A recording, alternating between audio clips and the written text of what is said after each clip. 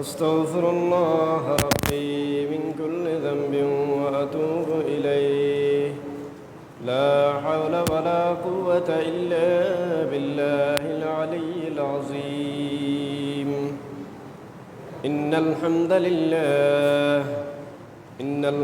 لله نحمده ونستعينه ونستغفره ونؤمن به ونتوكل عليه ونعوذ بالله من شرور أنفسنا ومن سيئات أعمالنا. من يهده الله فلا مضل له ومن يضلل فلا هادي له. ونشهد أن سيدنا وسندنا ونبينا ومولانا محمدا عبده ورسوله الذي أرسله بالحق بشيرا ونذيرا وداعيا إلى الله بإذنه وسراجا منيرا. فقد قال الله تعالى في كلامه المجيد وفي فرقانه الحميد. أعوذ بالله من الشيطان الرجيم. بسم الله الرحمن الرحيم. يا أيها الذين آمنوا كتب عليكم الصيام كما كتب على الذين من قبلكم لعلكم تتقون. إن الله وملائكته يصلون على النبي يا أيها الذين آمنوا صلوا عليه وسلموا تسليما. اللهم صل على سيدنا مولانا محمد وعلى آل سيدنا مولانا محمد. بلغ العلا بكماله كشف الدجى بجماله حسنت جميع خصاله. صلوا عليه. محمد سيد القولين والثقلين والفريقين من عرب ومن عجم. بلغ العلا بكماله كشف الدجى بجماله حسنت جميع خصاله. الروح والملأ الملائك حوله للدين والدنيا به بشراه. بلغ العلا بكماله كشف الدجى بجماله حسنت جميع. ولد الهدى فالكائنات ضياء وفم الزمان تبثم وثناء. بلغ العلا بكماله كشف الدجى بجماله حسنت جميع خصاله. উপস্থিত সম্মানিত মুসল্লিগণ, মুআজ্জিজ মুহতারাম, উলামা ইকরাম, পর্দার আড়ালে শ্রবণরত শ্রদ্ধেয় সম্মানিত মা ও বোনেরা, আমার সমবয়সী যুবক ভাইয়েরা, সর্বপ্রথম মহান রব্বুল আলামিনের দরবারে লাখো কোটি শুকর আদায় করি যে মহান মুনিব আল্লাহ তাআলা আমাদেরকে মাহে রমজানের মতো একটি গুরুত্বপূর্ণ মাস পাবার সেই সৌভাগ্য করে দিয়েছেন। তারই সাথে সাথে আমাদেরকে সুস্থ, স্বাভাবিক, সবল রেখে মাহে রমজানের রোজা রেখে আল্লাহর ঘর মসজিদে এসে কোরআন ও হাদিস থেকে কিছু কথা বলবার এবং শুনবার তৌফিক দিয়েছেন। সেই জন্য সে মহান রব্বুল আলামিনের দরবারে লাখো কোটি শুকর আদায় করে বলি আলহামদুলিল্লাহ। মানবতার মুক্তির দিশারি সৈয়দুল মুরসালিন খাতামুন নবিয়্যিন হযরত মুহাম্মদ মুস্তাফা সাল্লাল্লাহু আলাইহি ওয়াসাল্লামের প্রতি একবার দরুদ ও সালাম প্রেরণ করছি সাল্লাল্লাহু আলাইহি ওয়াসাল্লাম। সম্মানিত উপস্থিতি, স্মরণ করছি এই মাহে রমজান বিজয়ের মাসে ইসলামকে বিজয়ী করতে, কোরআন এবং সুন্নাহকে বিজয়ী করতে গিয়ে রাসূল করিম সাল্লাল্লাহু আলাইহি সাল্লামের যেই সকল সাহাবায়ে কেরাম সহ আজকের এই দিন পর্যন্ত আল্লাহর জমিনে আল্লাহর এই বিধানকে প্রতিষ্ঠা করতে গিয়ে যারা শাহাদাত বরণ করেছেন, আল্লাহ তাআলা তাদেরকে জান্নাতের সুমাকাম দান করুক, সকলে বলি আমিন। আল্লাহ তাআলার নিকট আমরা অসংখ্য কৃতজ্ঞতা প্রকাশ করা প্রয়োজন। আসলে আল্লাহর অনেক বান্দারা রয়েছে, তাদের কাছে অবচেতন, তারা এখনো অবচেতন, অপদার্থ জড়বস্তুর মতো। মাহে রমজানের মতো এত বড় দৌলত, এত বড় ফজিলতপূর্ণ মাস চলে যাচ্ছে বা এসেছে, কিন্তু তাদের কোনো খবরই নেই। তো তার আলোকে আমরা যারা ইবাদত বন্দেগী করার সৌভাগ্য আল্লাহ তাআলা আমাদেরকে দিয়েছেন, সেই জন্য আমরা আল্লাহ তাআলার দরবারে আসলে কৃতজ্ঞতা চিত্তে শুকরগুজার করা দরকার। সম্মানিত উপস্থিতি, আমি আপনাদের সামনে কোরআনুল কারীম থেকে অতি পরিচিত একটি আয়াত, যেটি আমাদের প্রত্যেকেরই ঘরে ঘরে ক্যালেন্ডারের মধ্যে লেখা থাকে, অনেকেরই মুখস্থ থাকে। ইয়া আইয়ুহাল্লাযীনা আমানু কুতিবা আলাইকুমুস সিয়ামু কামা কুতিবা আলাল্লাযীনা মিন ক্বাবলিকুম লাআল্লাকুম তাত্তাকুন। এটি সূরা বাকারার 183তম আয়াত। এটি আমাদের অনেকেরই জানা, মুখস্থ আছে, কিন্তু থাকলে কি হবে, এই আয়াতের মধ্যে সুবিশাল বর্ণনা। আজকে আমরা এই রমজান সম্পর্কে আমরা কথা বলবো। মাহে রমজান যেহেতু আমাদের চলমান, সুতরাং আমরা এই রমজানকে কেন্দ্র করে কোরআনুল কারীম থেকে আল্লাহ তাআলা কি কথাগুলো বলেছেন, সেই কথাগুলো আজকে আলোকপাত করব। কোরআনুল কারীমের অসংখ্য বিধান আল্লাহ তাআলা বর্ণনা করেছেন। ইসলামের অনেকগুলো বিধানের কথা, শুধু রমজানের বাহিরেও আরও অন্যান্য যে সকল ফরজ বিধান রয়েছে সেগুলোর ব্যাপারেও আল্লাহ তাআলা আলোকপাত করেছেন। হজের কথা বলেছেন, যাকাতের কথা বলেছেন, নামাজের মতো ইবাদতের কথা আল্লাহ তাআলা কোরআনুল কারীমে বলেছেন। কিন্তু নামাজ কয় রাকাত পড়তে হবে, কিভাবে পড়তে হবে, কিভাবে সেটি আদায় করতে হবে, কোনো নিয়ম কানুন আল্লাহ তাআলা বলে নাই। যাকাত দেওয়ার কথা আল্লাহ তাআলা বলেছেন, যাকাতের খাতগুলো উল্লেখ করে দিয়েছেন। হজ করতে হবে, হজ কিভাবে শুরু করব, কিভাবে শেষ করব, এই সকল বিষয়ে আল্লাহ রাসূল হাদিস শরীফের মধ্যে বলেছেন, কিন্তু কোরআনে আল্লাহ তাআলা সবিস্তারে বর্ণনা করেন নাই। কিন্তু রমজান এমন একটি ইবাদত, যে ইবাদতের ব্যাপারে আমি আমার ছোট্ট গবেষণায় দেখলাম হাদিসের মধ্যে এর কোনো বিধিবিধান হাদিসের মধ্যে তেমন পাওয়া যায় না, প্রয়োজন নাই। আল্লাহ তাআলার রোজা কিভাবে শুরু করব, কিভাবে শেষ করব, রোজা অবস্থায় কি করতে হবে না করতে হবে, কি করণীয়, কি অর্জনীয়, কি বর্জনীয়, সকল বিষয়ে আল্লাহ তাআলা কোরআনুল কারীমের মধ্যে এক রুকু সম্বলিত প্রায় 1.5 পৃষ্ঠা ব্যাপী আল্লাহ তাআলা কোরআনুল কারীমে এক জায়গায় একত্রিত করে আল্লাহ তাআলা সাওমের ব্যাপারে, রোজার ব্যাপারে আল্লাহ তাআলা বর্ণনা করে দিয়েছেন। সুবহানাল্লাহ। হাদিস শরীফের মধ্যে বিধিবিধান খোঁজার প্রয়োজন তেমন একটা হয় না। কেউ যদি এখানে কোরআনে দেখে পাওয়া যায়, হাদিসের মধ্যে আমরা রোজার ফজিলত, রোজার গুরুত্ব, রোজার মাহাত্ম্য আমরা দেখতে পাই। তাহলে বোঝা যায় যে এই ইবাদতটা শুধুমাত্র আসলে আল্লাহ তাআলার জন্য। সব ইবাদতে আল্লাহ তাআলার জন্য, কিন্তু এখানে খাস করে বান্দার জন্য, যে আল্লাহ তাআলা নিরেট একটা সওয়াবের এবং একমাত্র শুধুমাত্র আল্লাহকে পাওয়ার একটা সুযোগ আল্লাহ তাআলা এই ইবাদতের মধ্যে রেখেছেন। বলেন সুবহানাল্লাহ। তো আল্লাহ তাআলা আসুন আমরা কিভাবে আল্লাহ তাআলা সেই কথাগুলো শুরু করেছেন, আজকে আমরা কোরআন এবং হাদিসের আলোকে সেই কথাগুলো আমরা একটু আলোকপাত করার চেষ্টা করব ইনশাআল্লাহ তাআলা।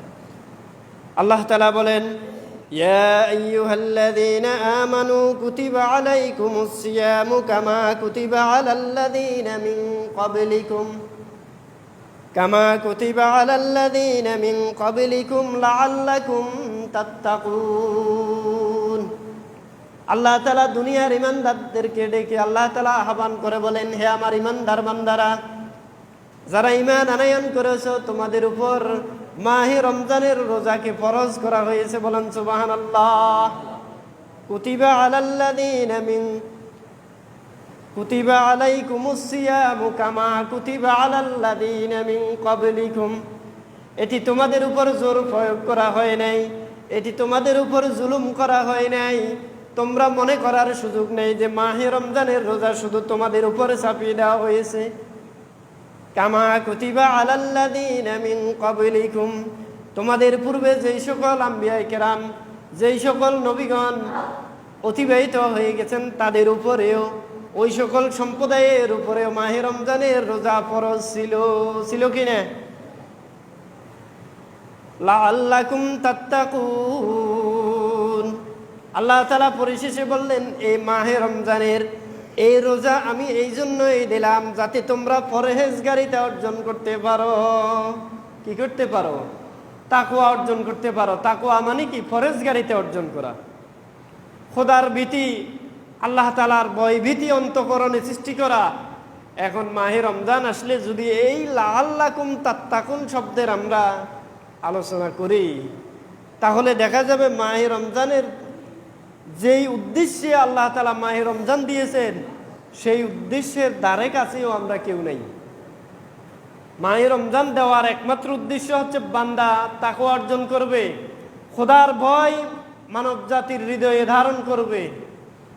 এই ভয় লালন করে জান্নাতে যাওয়ার কাজ করবে, জাহান্নামে যাওয়ার কাজগুলো বর্জন করে একমাত্র শুধুমাত্র কোরআন এবং সুন্নাহর উপরে অটল থাকবে, মানবতার কল্যাণে কাজ করবে। এগুলাই তো তাকওয়া।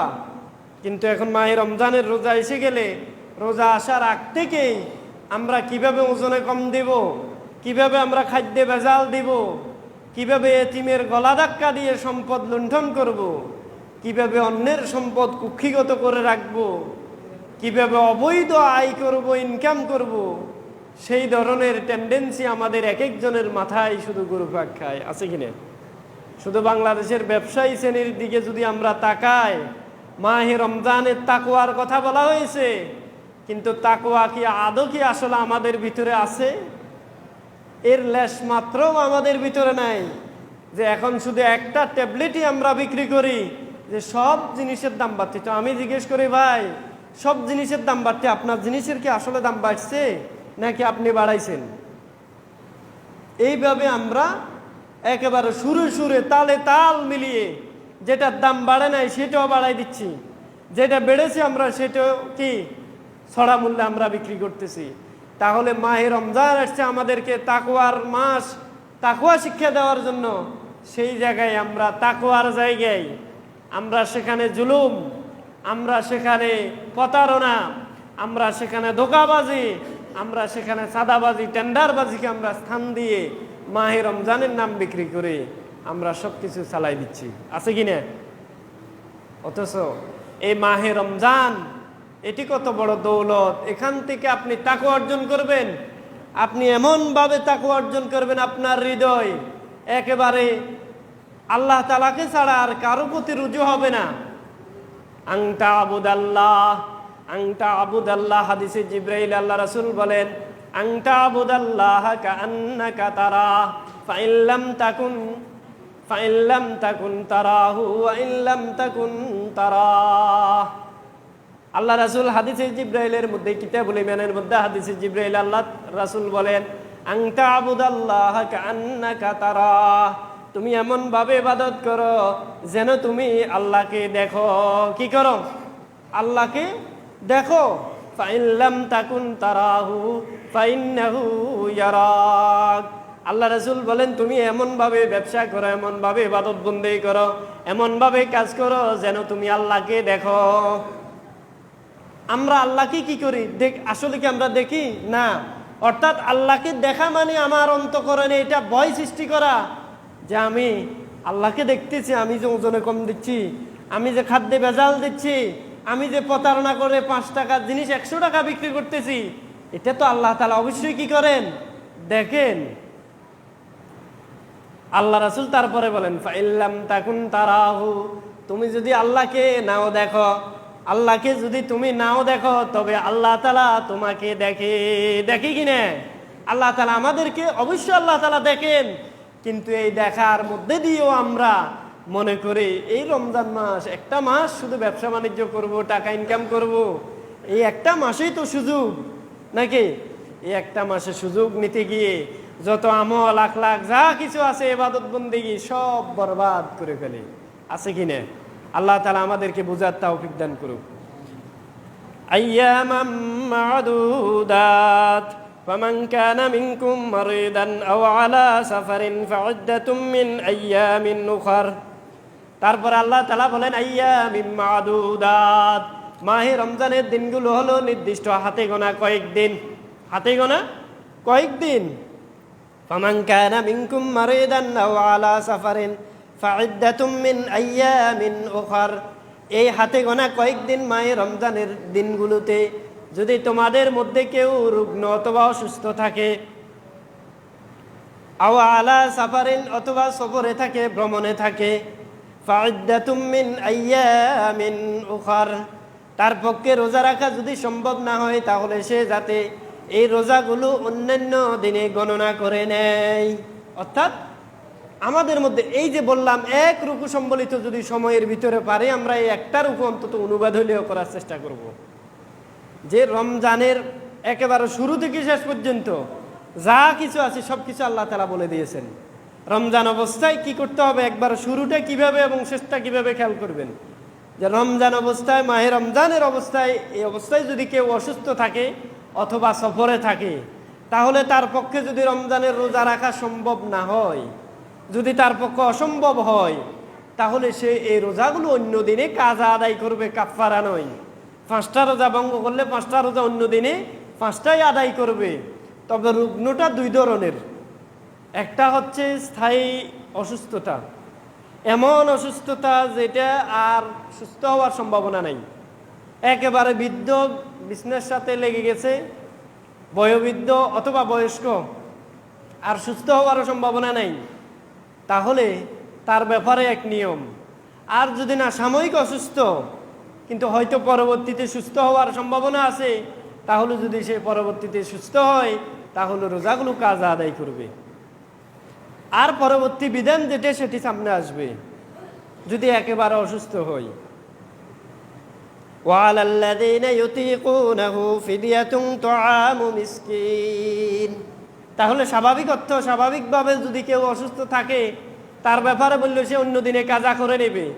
আর যদি চিরস্থায়ীভাবে কেউ অসুস্থ, মানে একেবারে স্থায়ী অসুস্থ, এটা থেকে আর সুস্থ হওয়ার, পরিত্রাণ পাওয়ার কোনো সুযোগ নেই, অথবা বয়োবৃদ্ধ হয়ে গেছে, তারপর আল্লাহ তাআলা বলেন ওয়ালাল্লাযীনা ইউতীকুনাহু ফিদিয়াতুন তুআমু মিসকিন।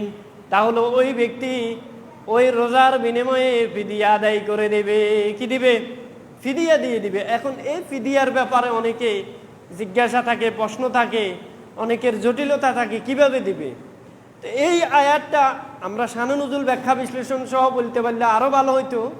এই আয়াতটা নাজিল হওয়ার আগে, এই কথাটা নাজিল হওয়ার আগে, ওই এর আগে যে বলল যদি রমজানে অসুস্থ থাকে অথবা সফরে থাকে তাহলে রোজা অন্য দিনে কাজা করবে, এই আয়াতটা নাজিল হওয়ার আগে কি করতো, অনেকে এই কথা যখন বলা হলো তখন অনেকে অন্যকে টাকা দিয়ে নিজে রোজা না রেখে অন্যকে টাকা দিয়ে মনে করতো আমার রোজা হয়ে যাচ্ছে। এখন যদি আপনি সেইভাবে আরেকজনের রোজা রাখার জন্য টাকা দিয়ে রোজা রাখান, তো সে আপনার রোজা রাখবে নাকি তার রোজা রাখবে? রোজা তো তার জন্য একটা বরাদ্দ আছে, আছে কি না? তো সে তো আল্লাহর ইবাদত করবে, সেও রোজা রাখবে, কিন্তু আপনি টাকা দিয়ে যদি তাকে রোজা রাখান, সে কি আপনার রোজা রাখবে নাকি তার রোজা রাখবে? একটা প্রশ্ন আছে কিনা? সুতরাং কাউকে টাকা দিয়ে রোজা রাখার সুযোগ নেই, কিন্তু আপনি চিরস্থায়ীভাবে যদি অসুস্থ হয়ে যান, এই রোজার কাফারা স্বরূপ, ফিদিয়া স্বরূপ, এই রোজার আপনি যে রাখতে পারতেছেন না, একটা জরিমানা স্বরূপ আপনি এতিম মিসকিনকে ফিদিয়া দিয়ে দিবেন। সেই ফিদিয়াটা হচ্ছে এক রোজার বিনিময়ে 2 বেলা পেট ভর্তি করে সন্তুষ্টিজনক করে একজন মিসকিনকে কি করে দেওয়া, খাদ্য খাওয়ানো, অথবা ওই খাদ্য সম পরিমাণ, কেউ বলছে 1.5 কেজি 2 কেজি 2.5 কেজি বা 3 কেজি চাউলের সম পরিমাণ আপনি বর্তমান বাজারের সমমূল্য অনুযায়ী আপনি এক রোজার বিনিময়ে কি করে দেবেন, ওই হিসাব করে অর্থ দিয়ে দিবেন। এই অর্থ দেওয়ার ক্ষেত্রে অনেকেই কি করে মাদ্রাসায় দিয়ে দেয়, মসজিদে দিয়ে দেয়, নানান জায়গায় দিয়ে দেয়। না, এখানে আল্লাহ বলছে আল্লাযীনা ইউতিকুনাহু ফিদিয়াতুন তুআমু মিসকিন। এই মিসকিন আরবি শব্দ। মিসকিন মানে হচ্ছে অসহায়, একেবারে নিঃস্ব, যার কিছুই নেই, যার কি নেই, কিছুই নেই, বাড়িঘর বলতে কিছু নেই, একবার অসহায় নিঃস্ব, তাদেরকে আপনি পেট ভর্তি করে আপনি কি করবেন, খাওয়ান দিবেন, অথবা ওই খাওয়ানোর সম পরিমাণ আপনি তাদেরকে অর্থ দিয়ে দিবেন। ফামান তাতাওয়া খায়রান ফাহুয়া খায়রুল লাহ। আর তোমাদের মধ্যে কেউ যদি সুস্থ হয়ে যদি রোজা রাখে, তাহলে সেটা তার জন্য উত্তম হবে। ফামান তাতাওয়া খায়রান ফাহুয়া খায়রুল লাহ, এটি তাদের জন্য উত্তম হবে। ওয়া আন তাসুমু খায়রুল লাকুম ইন কুনতুম তা'লামুন। তবে এগুলো না করে কেউ যদি রোজা রাখতে চায়, তাহলে সেটি হবে তার জন্য সবচেয়ে বেশি কি উত্তম। কারণ এগুলো ইবাদত একমাত্র বান্দার উপরেই কর্তব্য। আমার নামাজ আমার উপরে, আমার নামাজ যদি আরেকজনে পড়ে দেয় হবে না, আমার রোজা যদি আরেকজনে পড়ে দেয় আদায় হবে না। কিন্তু তারপরেও একটা কাজা কাফারা স্বরূপ, একটা জরিমানা স্বরূপ আমি যে করতে পারলাম না, আমার অক্ষমতা দুর্বলতার কারণে আমি কিছু অর্থবিত্ত দিয়ে হলেও একটু কি করলাম, চেষ্টা করলাম। এটাই শাহরু রমাদান আল্লাযী উনজিলা ফীহিল কুরআন হুদাল লিন-নাসি ওয়া বায়িনাতিম মিনাল হুদা ওয়াল ফুরকান। তারপর আল্লাহ তাআলা বলেন শাহরু রমাদান, এই রমজান মাস, যেই মাসে উনজিলা ফীহিল কুরআন, এই মাহে রমজান মাসে আমি কোরআন অবতীর্ণ করেছিলাম। কি করেছিলাম? মাহে রমজানের কোরআন নাজিল করা হয়েছে মাহে রমজান মাসে লাইলাতুল কদরে। কোথায় থেকে? আল্লাহ তাআলা দুনিয়ার আসমানে একত্রে, এটি লাউহে মাহফুজ থেকে আল্লাহ তাআলা কদর রাতে এই কুরআনুল কারীম আল্লাহ তাআলা নাজিল করেছেন। বলেন সুবহানাল্লাহ। কেন নাজিল করেছেন আল্লাহ তাআলা, সেই কথাই বলতেছে। এই জন্যই মূলত মাহে রমজানের এত গুরুত্ব, মাহে রমজানের এত ফজিলত, কারণ এই রমজান মাসে কোরআন অবতরণ হয়েছে। বলেন সুবহানাল্লাহ। এই কোরআনের কারণেই মূলত মাহে রমজানের গুরুত্ব এত বেশি বেড়ে গিয়েছে। আল্লাহু আকবার। হুদাল লিন-নাসি ওয়া বায়িনাতিম মিনাল হুদা ওয়াল ফুরকান। আল্লাহ তাআলা বলেন এই কোরআন একমাত্র শুধুমাত্র বান্দার হেদায়েতের জন্য, সুস্পষ্ট বান্দার হেদায়েতের জন্য এই কিতাব আমি অবতীর্ণ করেছি। কি জন্য? মিনাল হুদা ওয়াল ফুরকান, হেদায়েতের জন্য, জুলমাত এবং দলালাত, কুফর, শিরক, বেদাত, এই সকল বিষয় থেকে বান্দা যাতে সুস্পষ্ট সহজ সরল পথ, জান্নাতের পথ, ইসলামের পথ, আলোকিত পথ যাতে সন্ধান পেতে পারে, সেই জন্য এই কোরআনুল কারীম আমি কি করেছি? নাজিল করেছি। সত্য মিথ্যার পার্থক্যকারী হিসেবে, হক এবং বাতিলের পার্থক্যকারী হিসেবে ফুরকান। কোরআনের এক নাম হচ্ছে ফুরকান, যেটি হক এবং বাতিলকে একেবারে সুস্পষ্টভাবে আলাদা করে দেয়। কোনটি সত্য, কোনটি মিথ্যা, কোনটি হালাল, কোনটি হারাম, কোনটি বৈধ, কোনটি অবৈধ, এই কোরআন আমাদের কাছে কি করে দেয়? সুস্পষ্ট দিনের আলোর নেই, স্পষ্ট করে দেয়। বলেন সুবহানাল্লাহ। তারপর আল্লাহ তাআলা বলেন ফামান শাহিদা মিনকুমুশ শাহরা ফালইয়াসুম। এটাই রোজার নির্দেশ। যে আয়াত দিয়ে রোজা ফরজ হয়েছে, যেই কথার দ্বারা রোজা ফরজ করা হয়েছে। ফামান শাহিদা আই হাদারা, ফামান হাদারা, তোমাদের সামনে যদি মাহে রমজান মাস উপস্থিত হয়, মাহে রমজান যদি আগমন করে, ফামান শাহিদা মিনকুমুশ শাহরা ফালইয়াসুমহু, তাহলে তোমরা ওই মাসে রোজা রাখো। কি রাখো? এটি আল্লাহ তাআলার নির্দেশ। ফালইয়াসুমহু, তোমরা এই মাস যখন তোমরা পেয়ে যাবে তখন মাহে রমজানে তোমরা রোজা পালন করবে, রোজা রাখবে। এই রোজা এবার কিভাবে রাখবে, রোজা কি জিনিস, সেই কথা আল্লাহ তাআলা এবার বলতেছেন। ওয়ামান কানা মারিদান আও আলা সাফারিন ফাইদ্দাতুম মিন আইয়ামিন উখার। পূর্বের কথা আবার রিপিট করলেন। এই মাহে রমজানের মধ্যে তোমাদের কেউ যদি অসুস্থ হয় অথবা সফরে থাকে তাহলে ফাইদ্দাতুম মিন আইয়ামিন উখার, সে কি করবে, অন্যান্য দিনগুলোতে মাহে রমজানের রোজাগুলো পালন করে নেবে। ইউরিদুল্লাহু বিকুমুল ইউসরা ওয়ালা ইউরিদু বিকুমুল উসরা ওয়ালিতুকমিলুল ইদ্দাতা ওয়ালিতুকাব্বিরুল্লাহা আলা মা হাদাকুম ওয়ালাআল্লাকুম তাশকুরুন। আল্লাহ তাআলা বলেন যে আমি আমার বান্দার উপর কোনো কিছু কঠিনভাবে চাপিয়ে দিই না। লা ইউকাল্লিফু নাফসান ইল্লা উসআহা। আল্লাহ বলছে যেটা সহজ সেটাই বান্দার উপর চাপানো হয়েছে। ইচ্ছা করে আল্লাহ তাআলা বান্দার উপর কোনো কঠিন বিষয় আল্লাহ তাআলা বান্দার উপর কি করেন নাই, চাপিয়ে দেন নাই। ওয়ালা ইউরিদু বিকুমুল উসর, আল্লাহ তাআলা কঠিন করতে চান না। ওয়ালিতুকমিলুল ইদ্দাতা, সুতরাং তোমরা এই ইদ্দত আল্লাহ তাআলার এই ইদ্দতটাকে তোমরা কি করো, পরিপূর্ণ করো। ওয়ালিতুকাব্বিরুল্লাহ, এবং আল্লাহ তাআলার মাহাত্ম্য ঘোষণা করো যে আল্লাহ তোমাদের জন্য এত সুযোগ সুবিধা দিল যেটা অন্যান্য নবী রাসূলের যুগে ছিল না, অন্যান্য জাতিদের জন্য ছিল না।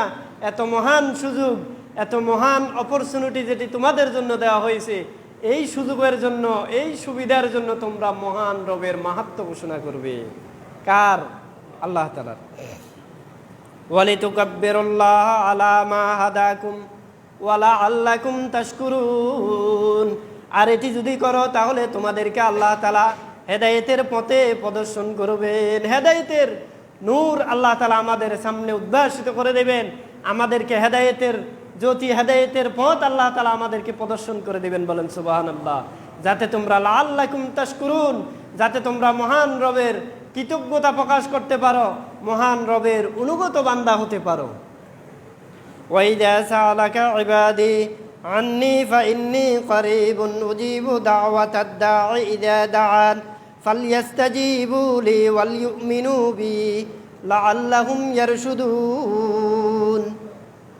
আল্লাহ রাসূলকে জিজ্ঞেস করা হলো, ইয়া রাসূলুল্লাহ, হে আল্লাহ রাসূল, আল্লাহ কি আমাদের থেকে দূরে থাকে নাকি কাছে থাকে?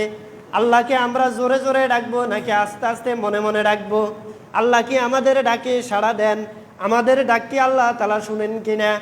এই কথার জবাবে আল্লাহ তাআলা কোরআনের আয়াত নাজিল করে দিয়ে বলেন, ওয়াইযা সাআলাকা ইবাদি আন্নী ফাইন্নী করিব। হে নবী, আপনাকে যখন আমার সম্পর্কে জিজ্ঞেস করা হয়, আমার সম্পর্কে যখন প্রশ্ন করা হয়, তখন আপনি বলে দেন আন্নী ফাইন্নী করিব, আমি আল্লাহ তাআলা বান্দার অতি নিকটে থাকি। কোথায় থাকি? বান্দার ডাকে আমি সাড়া দেই। বান্দা আস্তে ডাকুক, জোরে ডাকুক, মনে মনে ডাকুক, আর আওয়াজ করে ডাকুক, যেভাবে ডাকুক, আমি বান্দার ডাকি কি করি? সাড়া দেই। সুতরাং চিল্লাই বললেও আমার আল্লাহ শুনে, আস্তে বললেও শুনে, বাংলায় বললেও শুনে, আরবি বললেও শুনে, হিন্দি, উর্দু, ফার্সি, জার্মানি, ফ্রান্স, যেই ভাষায় বলেন আপনি, আমার আল্লাহ সব ভাষায় কি বুঝে এবং শুনেন। উজিবু দাওয়াতাদ দাঈ ইযা দাআন, আমার বান্দাদের মধ্যে যারা ডাকে, যারা আমাকে ডাকবে, আমি তাদের ডাকে সাড়া দানকারী। ফালইস্তাজিবু লি, সুতরাং তোমরা আমাকে ডাকো, আমাকে আহ্বান করো। ওয়াল ইউমিনু বি, এবং ঈমান আনয়ন করো। লাআল্লাহুম ইয়ারশুদুন, তাহলে আমি তোমাদেরকে সহজ সরল পথ প্রদর্শন করতে পারবো। সুবহানাল্লাহ। তাহলে আমি তোমাদেরকে রাশিদুন পথ দেখাতে পারবো। ইয়ারশুদুন, আমি তোমাদেরকে কি করতে পারবো? সঠিক পথে প্রদর্শন করতে পারবো। উহিল্লা লাকুম লাইলাতাস সিয়ামির রাফাতু ইলা নিসাইকুম হুন্না লিবাসুল লাকুম ওয়া আনতুম লিবাসুল লাহুন। আরেকটা বিধানের কথা আসছে। আল্লাহ তাআলা আরো একটা চমৎকার বিধান বললেন, এই মাহে রমজানের রোজা যখন তোমাদের কাছে উপস্থিত হয়ে যাবে, যখন তোমরা মাহে রমজানের রোজা রাখবে, উহিল্লা লাকুম উহিল্লা লাকুম লাইলাতাস সিয়ামির রাফাসু ইলা নিসাইকুম, তোমাদের জন্য তোমাদের স্ত্রীদেরকে রাতের বেলায় তোমাদের জন্য হালাল করা হয়েছে। তোমরা তোমাদের স্ত্রীদের কাছে গমন করতে পারবে, তাদেরকে যেভাবে ইচ্ছা সেভাবে তোমরা ব্যবহার করবে। হুন্না লিবাসুল লাকুম ওয়া আনতুম লিবাসুল লাহুন্না, কারণ তারাই হচ্ছে তোমাদের পোশাক স্বরূপ আর তোমরাও হচ্ছে তাদের পোশাক স্বরূপ। আরও একটা হুকুমের কথা, বিধানের কথা আল্লাহ তাআলা বলে দিলেন, আলিম আল্লাহু আন্নাকুম কুনতুম তাখতানুনা আনফুসাকুম ফাতাবা আলাইকুম ওয়া আফা আনকুম। আর যদি তোমরা আল্লাহর সাথে, আল্লাহর বিধানের সাথে খেয়ানত করে থাকো, যদি তোমরা আইনের বিরোধী কোনো কাজ করে থাকো, ফাতাবা আলাইকুম, তাহলে তোমরা কি করবে? তওবা করবে, আল্লাহর কাছে ক্ষমা প্রার্থনা করবে। ওয়া আফা আনকুম, আল্লাহ তাআলা তোমাদেরকে ক্ষমা করে দেবে। ক্ষমা করবে কে? আল্লাহ তাআলা। সুতরাং যেহেতু রাতের বেলার কথা বলছে বৈধ, তার মানে আর দিনের কথা কি বলার দরকার আছে? না, তার মানে দিনে কি সেটি অবৈধ। ফাল্লানা বাশিরুহুন্না ওয়াবতাগু মা কাতাবাল্লাহু লাকুম, আর এই অবস্থায় যদি ফালআন, এখন তোমাদের মধ্যে কেউ যদি বাশিরুহুন্না, কিন্তু তোমাদের মধ্যে কেউ যদি দিনের বেলায় অবসরে ভুলবশত হয়ে কেউ স্ত্রী সহবাস করে ফেললো, ওয়াবতাগু মা কাতাবাল্লাহু লাকুম, তাহলে সে আল্লাহ তাআলার কাছে পানাহ চাইবে, আল্লাহ তাআলার কাছে ক্ষমা প্রার্থনা করবে, তওবা করবে। আল্লাহ তাআলা ওয়াকুলু ওয়াশরাবু হাত্তা ইয়াতাবায়্যানাল খাইতুল আবিয়াদু মিনাল খাইতিল আসওয়াদি মিনাল ফাজর। এক একটা বিধানের পর সময় কম, আমি সংক্ষেপে শুধু অনুবাদ করে যাচ্ছি। এরপর আল্লাহ তাআলা বললেন, তারপরে কি করবে? এই রোজা কখন শুরু করবে, কখন শেষ করবে, সেই কথাটা আল্লাহ তাআলা বলতেছে। ওয়াকুলু ওয়াশরাবু, আর তোমরা খাও এবং পান করো। কি করো? খাও এবং পান করো। এখন তো মাহে রমজান, আমরা 2 বেলা খাই, 1 বেলা রোজা রাখি, দুপুরে আমরা খাই না। কিন্তু এই 1 বেলার খাওয়ার অন্য মাসের চেয়ে আমরা আরও বেশি পোষাই দিই, আরও বেশি খাই। যদিও খাওয়াতে কোনো নিষেধ নাই, কিন্তু অপচয় কি আছে? নিষেধ আছে। এজন্য আমরা খাওয়ার ক্ষেত্রে হালাল এবং হারাম দেখে শুনে আমাদের কি কি করতে হবে? ভক্ষণ করতে হবে। যেটি হালাল সেটি ভক্ষণ করতে হবে। মাহে রমজানের রোজা রাখবেন, তাকওয়া অর্জন করবেন, সেটি অবৈধ হালাল ইনকাম দিয়ে নয়, অবশ্যই সেটি হালাল ইনকাম দিয়ে হতে হবে, হারাম দিয়ে নয়। তো আল্লাহ তাআলা বললেন তোমরা খাও এবং পান করো, তবে তাতে কি নেই? বাধা নেই। তবে তোমরা রোজা কখন শুরু করবে? হাত্তা ইয়াতাবায়্যানা লাকুমুল খাইতুল আবিয়াদ, যখন সাদা শুভ্র রেখা উদ্গত হবে তখন তোমরা, অর্থাৎ শুবে সাদিকের পূর্বে, শুবে সাদিকের পূর্বে তোমরা কি করবে? খাবে। সেটির নাম হচ্ছে, হাদিসে বলা হয়েছে, এই খাওয়া যেটা শুভ, একেবারে শুভ, যেটা শুবে সাদিকের কথা বলা হয়েছে, সেখানে আল্লাহ রাসূল হাদিসের মধ্যে বলছে সেহরি, যে তোমরা সেহরি খাও, এই সেহরির মধ্যে তোমাদের জন্য বরকত রয়েছে। বলেন সুবহানাল্লাহ। তোমাদের জন্য কল্যাণ রয়েছে, এতে তোমাদের জন্য অনেক ধরনের বরকত রয়েছে। তো কখন সেহরি খাবে? যখন শুবে সাদিক, যে নামাজের আগে, ফজরের ওয়াক্ত শুরু হওয়ার আগে যেই শুবে সাদিকের যেই সময়, সেই সময়ের শুবে সাদিকের পূর্বে তোমরা খাবে। তোমরা খাও এবং পান করো। আর রোজা কতক্ষণ পর্যন্ত রাখবে? মিনাল খাইতিল আসওয়াদি মিনাল ফাজর, একেবারে ফজরের যেই সাদা শুভ্র রেখা উদয় হওয়ার আগ পর্যন্ত। সুম্মা আতিম্মুস সিয়ামা ইলাল লাইল, এবং রাত্রি আগমন করা পর্যন্ত তোমরা কি করবে? রোজা অতিক্রম করবে, অর্থাৎ রোজা রাখবে। যে শুভে সাদিকের সময় তোমরা খাবে, আর সেটি সুম্মা আতিম্মু পরিপূর্ণ করবে ইলাল লাইলি, ইলাল সুম্মা আতিম্মুস সিয়ামা ইলাল লাইল, অথবা তোমরা রাত আগমন করা পর্যন্ত তোমরা সেটা কি করবে? পরিপূর্ণ করবে। তাহলে আমাদের যখন সূর্য ডুবে যায় তখন আমাদের ইফতার করার কি হয়? ইফতার মানে রোজা ভঙ্গ করা, রোজা ত্যাগ করা, রোজা ছেড়ে দেওয়া, অর্থাৎ আমরা ইফতার করার আমাদের সময় শুরু হয়ে যায়। তো এখানে একটা মাসালা মনে রাখবেন, যে শুভে সাদিক যে সময়, সেই সময় আর ফজরের ওয়াক্ত দুইটাই কিন্তু এক না। আমাদের সেহরির সময় শেষ, এই কথা বলেই অনেক ইমাম সাহেব আজান দিয়ে দেয়। কি দিয়ে দেয়? আজান দিয়ে দেয়। আজান হচ্ছে এটা ফজরের নামাজের আজান। এটা সেহরির আজান না, সেহরির জন্য কোনো কি নেই, আজান নাই। এই আজান হচ্ছে ফজরের নামাজের জন্য, ফজরের ওয়াক্তের জন্য আজান। তো ফজরের নির্দিষ্ট একটা ওয়াক্তের একটা সময় আছে না, আছে কি না, সেটি অন্তত 5 মিনিটের ব্যবধান, যেটি সুবে সাদেক শেষ হওয়ার 5 মিনিট, সুবে সাদেকের পরে 5 মিনিট ব্যবধান করার পরে তারপরে আপনার ফজরের ওয়াক্ত শুরু হয়। আপনি এই ব্যবধানের ভিতরে মাঝখানে যদি আজান দেওয়ার পরে কেউ যদি নামাজ পড়ে, তাহলে তার ফজরের নামাজ হবে না। আজান যেখানে হবে না, ওয়াক্ত যেখানে শুরু হবে না, সেখানে ওয়াক্ত শুরু হওয়ার আগে যদি কেউ নামাজ পড়ে ফেলে, তাহলে তার নামাজটা কি হবে না, আদায় হবে না। এজন্য আপনি সেহরির সময় শেষ বলে আপনি দেখতে হবে ফজরের ওয়াক্ত শুরু হয়েছে কিনা। যেগুলো স্থায়ী ক্যালেন্ডার আছে সেখানে ওয়াক্ত, সেহরির ওয়াক্ত এবং ফজরের ওয়াক্ত আলাদাভাবে দেওয়া থাকে।